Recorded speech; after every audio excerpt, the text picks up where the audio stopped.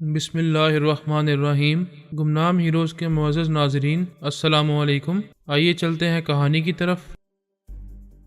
کیونکہ تم میری سونیا کو بھی اسی طرح در بدر بھٹکاتی رہی تھیں، جو سلوک تم نے اس کے ساتھ کیا اب وہی تمہارے ساتھ ہوگا۔ یہ کہتے ہی میں نے چاقو کی نوک سے اس کے جسم کے ایک حصے پر خون کی لکیر کھینچ دی۔ اور مسٹر تھو، انتظار کرو، ایسی ہی ایک لکیر تمہارے بدن پر بھی کھینچنے والا ہوں۔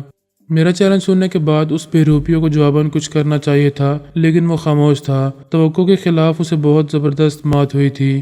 وہ میرے پوتے کے ذریعے مجھے بلیک میل کرنا چاہتا تھا، اپنے سامنے گھٹنے ٹیکنے پر مجبور کرنا چاہتا تھا، لیکن خود ہی اوندے منہ گر پڑا تھا۔ اس کے ہاتھ سے میرا پوتا چھوٹ گیا تھا، آئندہ اسے گرفت میں لینے کا کوئی چانس نہیں تھا۔ دوسری بڑی شکست یہ ہوئی تھی کہ نیومی کرسٹل جیسی زبردست ٹیلی پیتھی جاننے والی ذہین اور مکار عورت بھی اس کے ہاتھ سے نکل گئی تھی۔ وہ خیال خونی کے ذریعے اس کے اندر موجود تھا، لیکن اسے بچانے کی کوئی تدبیر نہیں کر سکتا تھا۔ میں نے چاقو سے نیومی کے جسم پر زخم لگا کر اس کے دماغ کے دروازے کھول دیے تھے۔ وہ کسی بھی ٹیلی پیتھی جاننے والے کو اپنے اندر آنے سے نہیں روک سکتی تھی۔ وہ بےروپیہ اچھی طرح سمجھ رہا تھا کہ اب ہمارا کوئی نہ کوئی خیال خونی کرنے والا نیومی کے اندر موجود رہا کرے گا، اسی لیے وہ اس کے اندر آ کر اس بیچاری کو تسلی بھی نہیں دے رہا تھا۔ وہ زخمی ہوتے ہی چکرا کر بیٹھ گئی تھی، گہری گہری سانسیں لیتے ہوئے اس شخص کو دیکھ رہی تھی جو چاقو لیے اس کے سامنے کھڑا تھا۔ دراصل وہ اس کے ذریعے مجھے رحم طلب نظروں سے دیکھ رہی تھی، کیونکہ میں اسی چاقو والے کے اندر موجود تھا۔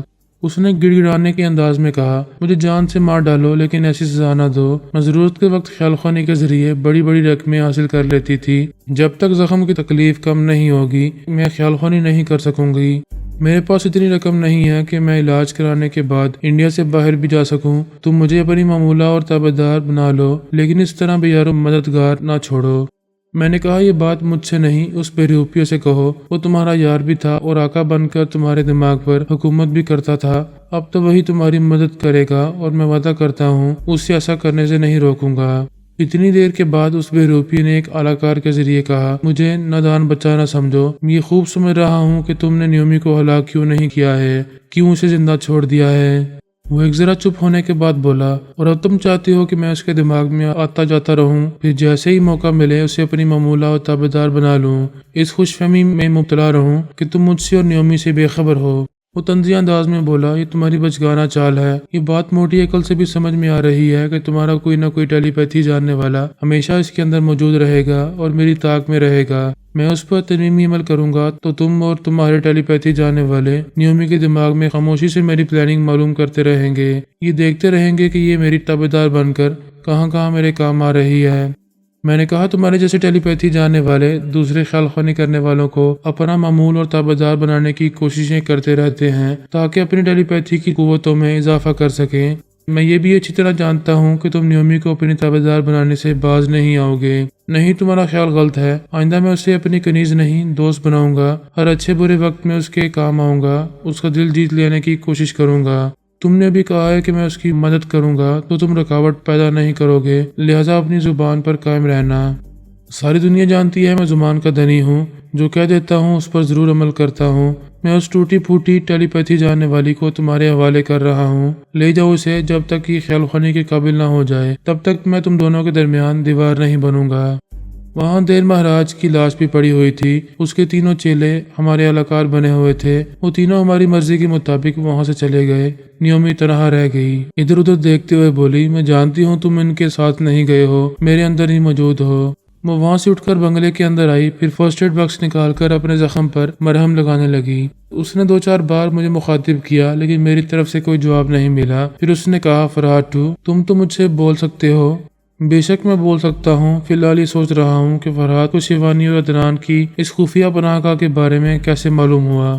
نیومی نے کہا، سیدھی سی بات ہے، فرہاد علی تیمور کے پاس ٹیلی پیتھی جاننے والوں کی فوج ہے۔ تم خیال خونی کے ذریعے ایک وقت میں ایک ہی جگہ پہنچتے ہو، اس کے بے شمار ٹیلی پیتھی جاننے والے ایک وقت میں کتنے ہی دماغوں میں پہنچ جاتے ہیں۔ اس نے کہا، اس سے ٹکرانے کے بعد یہ بات سمجھ میں آ رہی ہے کہ مجھے بھی اپنے پاس ٹیلی پیتھی جاننے والوں کی ایک بھرپور تعداد رکھنی چاہیے۔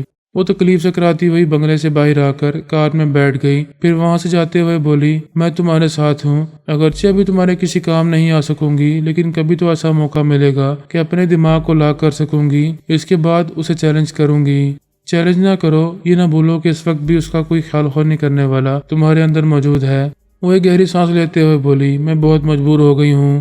اینی وے، ابھی تمہارے پاس وہ امریکی ٹیلی پیتھی جاننے والا وائس مین ہے، تم اس سے کام لے سکتے ہو، تمہاری طرح وہ بھی میرے ہاتھ سے نکل چکا ہے۔ فرحاد نے بڑی حکمت عملی سے ہمیں مختلف مسائل میں الجھا دیا تھا۔ ہم عدنان اور شیوانی کو اغوا کر کے سمجھ رہے تھے کہ بہت بڑی کامیابی حاصل کر رہے ہیں۔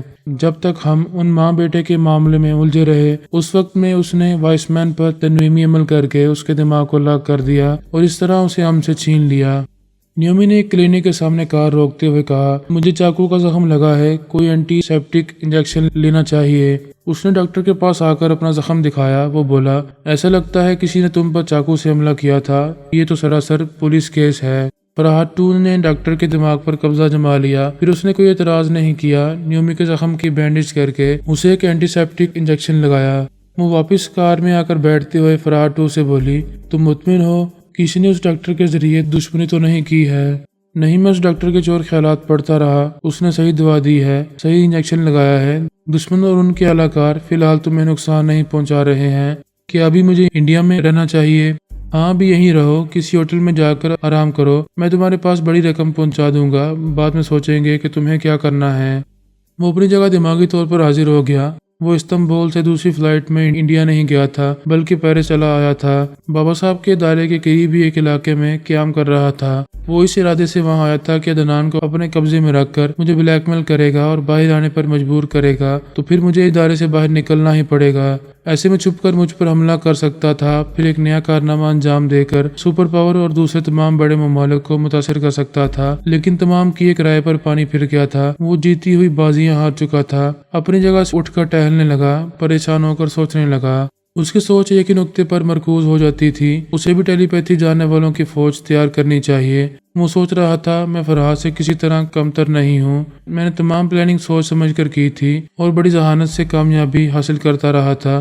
میری ناکامی کی وجہ صرف یہ ہے کہ اس کی ٹیلی پیتھی والی فوج نے مجھے اور نیومی کو بڑی رازداری سے گھیر لیا تھا، اور اس وقت اگر میرے پاس بھی 2-3 ٹیلی پیتھی جانے والے ہوتے تو اس وقت اندھیر مہاراج اور اس کے تینوں چیلوں کے دماغوں پر قبضہ جما کر رکھتے، تو اس طرح فرحاد ان کے ذریعے نیومی کو زخمی کرنے میں ناکام رہتا، وہ اب تک میری ہی تابعدار بنی رہتی۔ وہ اپنے طور پر درست ہی سوچ رہا تھا، اگر اس کے پاس بھی اچھی خاصی ٹیلی پیتھی جاننے والے ہوتے تو وہ پہرے داروں کے دماغوں پر بھی قبضہ جما کر رکھتے جو عدنان اور شیوانی کی نگرانی کر رہے تھے۔ ایسے میں وہ ماں بیٹے وہاں سے فرار نہیں ہو سکتے تھے۔ شکست کھانے کے بعد ناکامی کی بہت سی وجوہات سمجھ میں آتی ہیں، لیکن اس وقت تک پانی سر سے گزر چکا ہوتا ہے۔ وہ بے روپیہ زیادہ دیر پچھتانے والوں میں سے نہیں تھا، ایک بار پھر سے شکست کو پھر سے جیت میں بدلنے کی تدبیریں سوچنے لگا تھا۔ سب سے پہلی اور بنیادی بات یہی تھی کہ ٹیلی پیتھی جاننے والوں کی فوج تیار کی جائے۔ یہ علم رکھنے والے یا تو بابا صاحب کے ادارے سے تعلق رکھتے تھے یا پھر امریکی تھے۔ ان کے علاوہ وہ نہیں جانتا تھا کہ کرونا اور فرحاد جیسے آزاد ٹیلی پیتھی جاننے والے اور کتنے ہیں جو گمنام رہ کر زندگی گزار رہے ہیں۔ فی الحال تو اس کی عقل کہہ رہی تھی کہ جو ٹیلی پیتھی جاننے والے اس کے ہاتھ سے نکل چکے ہیں، پہلے انہیں حاصل کیا جائے، پھر ان کے ذریعے دوسروں تک پہنچا جائے۔ وہ کسی وقت بھی رازداری سے نیومی پر تنویمی عمل نہیں کرنا چاہتا تھا۔ یہ خوب سمجھتا تھا کہ ہمارا کوئی نہ کوئی ٹیلی پیتھی جاننے والا نیومی کے اندر موجود رہ کر یہ ضرور معلوم کرے گا کہ وہ کس لب و لہجے کے ذریعے اس کے دماغ کو لاک کر رہا ہے۔ وہ میری اس چالاکی کو سمجھ گیا تھا کہ میں نے اسے ٹریپ کرنے کے لیے نیومی کو زندہ چھوڑ دیا ہے۔ اس نے طے کر لیا تھا کہ آئندہ نیومی کو اپنی معمولہ اور تابعدار نہیں بنائے گا، بلکہ دوست بنا کر میرے خلاف اسے کام لیتا رہے گا۔ وہ وائس مین کے بارے میں سوچ رہا تھا۔ انڈین انٹیلیجنس والوں نے اسے میرے خلاف کام کرنے کے لیے بلایا تھا۔ وہ ایک بار پھر رازداری سے اس کے دماغ پر قبضہ جما سکتا تھا، لہٰذا وائس مین تک پہنچنے کے لیے وہ انڈین انٹیلیجنس کے ایک اعلیٰ افسر کے اندر گیا۔ یہ جانتا تھا کہ وہاں 5 ایسے اعلیٰ افسران ہیں جو یوگا کے ماہر ہیں۔ وہی 5 اعلیٰ افسران وائس مین سے رابطہ رکھتے تھے، اس کی حفاظت کرتے تھے۔ ان 5 افسران نے اس کے ذریعے معلوم کیا تھا کہ فورس، شیوانی، عدنان، پارس اور اعلیٰ بی بی نے کہاں کہاں رہائش اختیار کر رکھی ہے۔ اگرچہ انہوں نے بڑی ہوشیاری سے یہ معلومات حاصل کی تھی، تاہم میرے تمام بچوں کو عین وقت پر ان کی ساری سازشوں کا علم ہو گیا تھا اور انہوں نے اپنی اپنی جگہ بدل لی تھی۔ وہ صرف شیوانی، عدنان اور پورس کے بارے میں جانتے تھے کہ وہ ممبئی کے کس علاقے کے کس محلے اور گلی میں رہتے ہیں۔ وہ انٹیلیجنس کے افسران دور ہی دور سے ان پر نظر رکھنا چاہتے تھے، لیکن اس سے پہلے ہی نیومی نے عدنان اور شیوانی کو اغوا کر لیا تھا اور پورس میری ہدایت کے مطابق وہاں سے چلا گیا تھا۔ وہ 5 یوگا جاننے والے اعلیٰ افسران اس حقیقت سے بے خبر تھے کہ وائس مین کو پہلے ہم نے ٹریپ کیا تھا، اس کے بعد فرحاد 2 نے بھی اسے اپنا تابعدار بنا لیا تھا۔ फरहाद टू इंडियन इंटेलिजेंस के उस आला अफसर के दिमाग पर कब्जा जमा कर उन 5 योगा जानने वाले अफसरान के पास आकर बोला, मैं एक टेलीपैथी जानने वाला तुम्हारे इस अफसर के दिमाग में रहकर तुमसे बात करने आया हूँ। एक योगा जानने वाले अफसर ने पूछा, तुम कौन हो और हमसे क्या चाहते हो? क्या तुम लोगों ने फरहाद अली तैमूर के हमजाद के बारे में कुछ सुना है? दूसरे योगा जानने वाले अफसर ने कहा, अच्छा तो तुम वही हो जो असली फरहाद अली तैमूर होने का दावा कर रहे हो। हमें अमेरिकी अकाबरीन से तुम्हारे बारे में बहुत कुछ मालूम हुआ है। बेशक मैं वही हूँ। अमेरिकी अकाबरीन और दूसरे बड़े ममालिक के हुक्मरान सभी मुझ पर भरोसा करते हैं। फरहाद अली तैमूर के खिलाफ क्या तुम सब मुझ पर भरोसा करोगे? तुम्हारी जात से कोई नुकसान नहीं पहुंचेगा तो हम भरोसा करते रहेंगे। तुम मेरी बात का यकीन कर सकते हो तो करो। फरहाद की बेटी आला बीबी ने तुम्हारे अमेरिकी टेलीपैथी जानने वाले वाइसमैन को अपना मामूल और ताबेदार बना लिया है। 5 योगा जानने वाले अफसरान ने हैरानी और बेयकीनी से एक दूसरे को देखा। फिर एक ने पूछा, हम कैसे यकीन करें कि तुम दुरुस्त कह रहे हो? जब तक मेरी बात का यकीन ना हो तब तक वाइसमैन से दूर रहो, क्योंकि फरहाद और उसके टेलीपैथी जानने वाले उसके जरिए तुम लोगों को नुकसान पहुंचाना चाहेंगे। तुम में से हर एक को कमजोर करके तुम्हारे अंदर पहुंचने की कोशिश करेंगे। तुम हमें फिक्र और परेशानी में मुब्तला कर रहे हो। जब मेरी सच्चाई साबित होगी तभी तस्लीम करोगे कि मैंने तुम्हें वक्त से पहले खतरे से आगाह कर दिया था। वो सब आपस में बोलने लगे। एक ने कहा कि फरहाद का हमजाद जो कह रहा है उसकी तस्दीक करनी चाहिए। एक ने कहा, लेकिन हम अंदर की बात कैसे मालूम कर सकेंगे कि वो बाजार टेलीपैथी जानने वाला है या आला बीबी का गुलाम बन चुका है? दूसरे आला अफसर ने कहा, हकीकत मालूम करने का एक तरीका है, लेकिन इस मौजू पर हम तन्हाई में बात करेंगे, फिर अपनी इस तदबीर पर अमल करेंगे। फिर उसने कहा, मिस्टर फरहाद टू, आपका बहुत बहुत शुक्रिया। हम तस्दीक करने के बाद आपसे राब्ता करना चाहते हैं। ये बताएं हम किस तरह आपको कॉल कर सकते हैं? उसने अपना सेल नंबर दिया। फिर कहा, अब मैं जा रहा हूँ, तुम्हारी कॉल का इंतजार करूंगा। फरहाद टू जिस आला अफसर के जरिए बोल रहा था वो अफसर वहां से पलटकर बाहर चला गया। उन 5 योगा जानने वाले अफसरान को यकीन हो गया कि वो फरहाद टू वहां से जा चुका है। उन्होंने दरवाजे को अंदर से बंद कर लिया। फरहाद टू अब उनकी बातें नहीं सुन सकता था, लेकिन ये अच्छी तरह समझ गया था कि वो वाइसमैन की सही दिमागी हालत मालूम करने के लिए अपने किसी हिप्नोटाइज करने वाले की खिदमत हासिल करेंगे। वो हिप्नोटिज्म का माहिर वाइसमैन पर तनवीमी अमल करेगा। उसके दिमाग से आला बीबी के तनवीमी अमल को मिटाकर उसके अंदर फिर से योगा की सलाहियत नक्श करेगा, जिसके बाद फिर कोई टेलीपैथी जानने वाला वाइसमैन के अंदर नहीं आ सकेगा। फरहाद टू उस आला अफसर के दिमाग से निकलकर एक जूनियर अफसर के दिमाग में पहुंच गया। उसके अंदर रहकर इंतजार करने लगा कि वो 5 योगा जानने वाले अफसरान अपने कमरे से कब निकलेंगे और कहां जाएंगे। उन 5 योगा जानने वालों ने फोन के जरिए अमरीकी अकाबरीन से राब्ता किया। फिर एक ने कहा, अभी थोड़ी देर पहले फरहाद टू हमारे पास आया था। उसने ये इतला दी है कि वाइसमैन को आला बीबी ने ट्रैप कर लिया है, उसे अपना ताबेदार बना लिया है। आप लोग इस बारे में क्या जानते हैं? एक अमेरिकी फौजी अफसर ने कहा, हमें भी यही इत्तला मिली है कि अब हमारे टेलीपैथी जानने वाले वाइसमैन को ट्रैप किया गया है।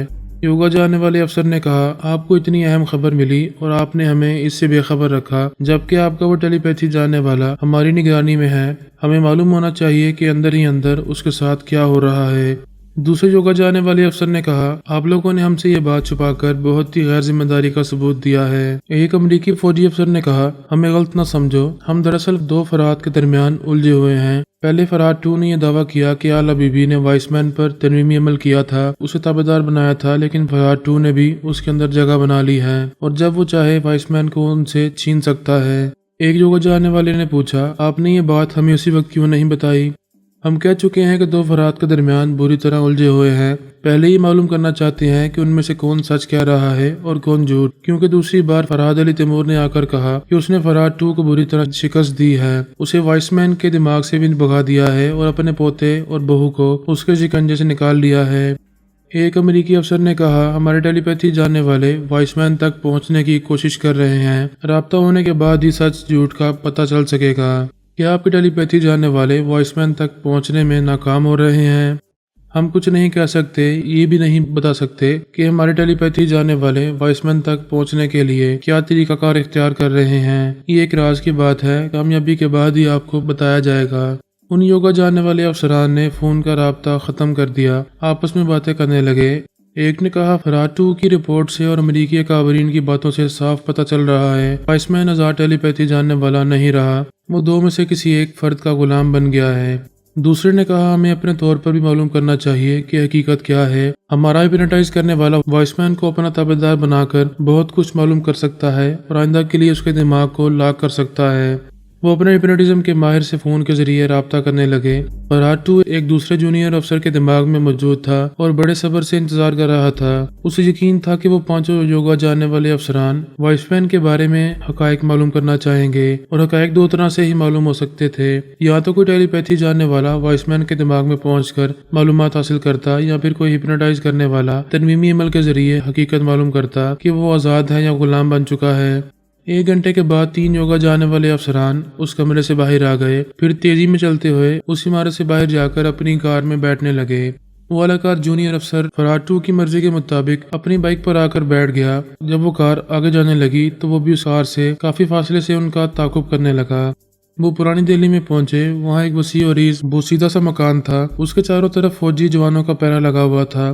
فرہاد 2 اس اعلیٰ کار کے ذریعے ان فوجی جوانوں کو دیکھتے ہی سمجھ گیا کہ وائس مین کو وہیں کہیں چھپا کر رکھا گیا ہے۔ ہم نے وائس مین کو تابعدار بنانے کے بعد اسی مکان میں رہنے دیا تھا۔ اپنی ضرورت کے مطابق اس کے چور خیالات پڑھ کر یہ معلوم کیا تھا کہ وہ پارس، پورس، عدنان اور شیوانی وغیرہ کے بارے میں کیا جانتا ہے۔ ہم نے اس سے زیادہ اس سے کام نہیں لیا تھا، آئندہ کسی ضرورت کے وقت اسے استعمال کرنے والے تھے۔ فرہاد 2 نے اپنے اعلیٰ کار اس جونیئر افسر کو اس مکان سے دور رکھا اور اس کے ذریعے تھوڑی دیر تک انتظار کرتا رہا۔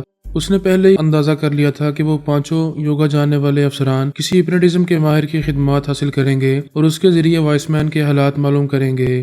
اس پوشیدہ سے مکان کے اندر ہپنوٹزم کا وہ ماہر پہنچا ہوا تھا، اس کے علاوہ ایک ڈاکٹر بھی تھا۔ یوگا جانے والے ایک افسر نے وائس مین سے کہا، مسٹر وائس مین، آپ جانتے ہیں کہ ہم ہر دوسرے تیسرے دن آپ کا طبی معائنہ کرتے ہیں، لہذا آپ بیڈ پر لیٹ جائیں، ڈاکٹر آپ کا معائنہ کرے گا۔ وائس مین اپنے بیڈ پر آ کر لیٹ گیا۔ ڈاکٹر اس کا معائنہ کرنے لگا۔ ایک یوگا جانے والے افسر نے سرنج میں دوا بھری۔ وائس مین آنکھیں بند کیے پڑا ہوا تھا۔ اس نے وہ سرنج اس ڈاکٹر کو دیتے ہوئے کہا کہ انجیکشن اسے لگایا جائے۔ اگر وائس مین کی آنکھیں کھلی رہتی اور وہ اس انجیکشن کو دیکھ لیتا تو ڈاکٹر کے خیالات پڑھ کر معلوم کر لیتا کہ وہ انجیکشن ایک سازش کے تحت لگایا جا رہا ہے، لیکن وہ پہلے ہی ڈاکٹر کے چور خیالات پڑھ چکا تھا۔ اس کے اندر کوئی سازشی منصوبہ نہیں تھا۔ بعد میں اس یوگا جانے والے افسر نے وہ سرنج اسے تھما دی تھی۔ بہرحال اس انجیکشن نے اسے اعصابی کمزوری میں مبتلا کر دیا تھا۔ اس نے آنکھیں کھول کر پریشانی سے ڈاکٹر کو دیکھا۔ اس کے خیالات پڑھنا چاہے لیکن وہ خیال خوانی کی پرواز نہ کر سکا۔ ڈاکٹر اس کے پاس سے ہٹ گیا تھا اور اس کی جگہ ہپنوٹائز کرنے والا ماہر آ گیا تھا۔ اس کی آنکھوں میں آنکھیں ڈال کر کہہ رہا تھا، تم میری آنکھوں میں دیکھتے رہو گے، میں تمہاری اعصابی کمزوری دور کروں گا، دیکھتے رہو، مجھے دیکھتے رہو۔ اس کا ذہن ہپنوٹائز کرنے والے کی مغناطیسی آنکھوں سے چپک کر رہ گیا۔ وہ اپنی مرضی سے نظریں نہ ہٹا سکا۔ اس کی آنکھیں سیدھی اس کے دماغ میں جا کر چبھ رہی تھیں۔ وہ بول رہا تھا، اس کی آواز اس کے دل میں اترتی جا رہی تھی۔ وہ آہستہ آہستہ سحرزدہ سا ہو کر اس کا معمول اور تابعدار بن گیا۔ اس مکان سے دور فرہاد 2 اپنے اعلیٰ کار کے دماغ میں موجود تھا۔ اس نے دیکھا کہ ایک ڈاکٹر مکان سے باہر آ کر اپنی کار میں بیٹھ کر وہاں سے جا رہا ہے۔ ڈاکٹر کو دیکھ کر خیال آیا کہ شاید وائس مین بیمار ہو گیا ہے، اس کا علاج کرایا جا رہا ہے۔ یہ سوچتے ہی اس نے وائس مین کے لب و لہجے کو اپنی گرفت میں لیا، پھر خیال خوانی کی پرواز کرتے ہوئے اس کے اندر پہنچا تو فوراً ہی جگہ مل گئی، کوئی رکاوٹ پیش نہیں آئی۔ اس کا اندازہ بالکل درست تھا۔ وہ یوگا جاننے والے افسران ترمیمی عمل کے ذریعے وائس مین کی اصلیت معلوم کرنا چاہتے تھے۔ یہ جاننا چاہتے تھے کہ وہ آزاد خیال خوانی کرنے والا ہے یا کسی کا غلام بن چکا ہے۔ حقیقت معلوم کرنے کا یہی ایک طریقہ تھا۔ میں اور میرے خیال خوانی کرنے والے اس وقت وائس مین کے اندر موجود نہیں تھے۔ کوئی بھی کسی کے اندر 24 گھنٹے پہرا نہیں دے سکتا۔ بابا صاحب کے ادارے سے تعلق رکھنے والے جتنے بھی تھے وہ سب خیال خوانی کے ذریعے کسی نہ کسی اہم معاملے میں مصروف رہا کرتے تھے اور کبھی ہمارے کام کرتے رہتے تھے، لیکن کوئی بھی مستقل اس کے پاس رہ کر اس کی نگرانی نہیں کر سکتا تھا۔ ہمیں یہ اطمینان تھا کہ ہم نے اس کے دماغ کو لاک کر دیا ہے۔ 2، 4 یا 6 گھنٹے کے بعد جب بھی ہمیں فرصت ملتی ہم میں سے کوئی بھی اس کے دماغ میں ضرور جاتا، لیکن انہی 2-4 گھنٹوں میں اس ہپنوٹزم کے ماہر نے وائس مین کے دماغ کو لاک کر دیا۔ اب ہم اس کے اندر نہیں جا سکتے تھے۔ اسے ہپنوٹائز کرنے کے دوران فرہاد 2 وہاں موجود تھا۔ اس نے یہ معلوم کیا کہ ہپنوٹائز کرنے والے نے اپنے لب و لہجے کے ذریعے اس کے دماغ کو لاک کیا ہے۔ اب جو بھی اس کے اندر جاتا تو وہ یوگا جاننے والا وائس مین سانس روک لیتا۔ ہپنوٹزم کے ذریعے وہ عمل کیا جاتا ہے جس کا تعلق عامل کی آواز سے اور اس کی آنکھوں سے ہوتا ہے۔ وہ اپنی پرکشش آنکھوں سے سحرزدہ کرتا ہے اور اپنی آواز کے ذریعے معمول کے دل و دماغ میں اتر کر اپنی بات منواتا ہے۔